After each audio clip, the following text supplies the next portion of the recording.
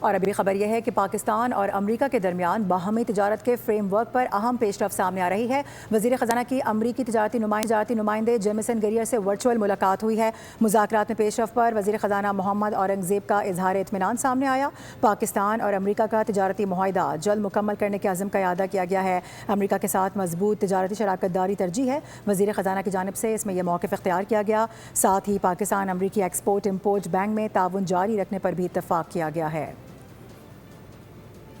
اور ابھی خبر یہ ہے کہ پاکستان اور امریکہ کے درمیان باہمی تجارت کے فریم ورک پر اہم پیش رفت سامنے آ رہی ہے۔ وزیر خزانہ کی امریکی تجارتی نمائندے جیمیسن گریئر سے ورچوئل ملاقات ہوئی ہے۔ مذاکرات میں پیش رفت پر وزیر خزانہ محمد اورنگزیب کا اظہار اطمینان سامنے آیا۔ پاکستان اور امریکہ کا تجارتی معاہدہ جلد مکمل کرنے کے عزم کا اعادہ کیا گیا ہے۔ امریکہ کے ساتھ مضبوط تجارتی شراکت داری ترجیح ہے۔ وزیر خزانہ کی جانب سے اس میں یہ موقف اختیار کیا گیا۔ ساتھ ہی پاکستان امریکی ایکسپورٹ امپورٹ بینک میں تعاون جاری رکھنے پر بھی اتفاق کیا گیا ہے۔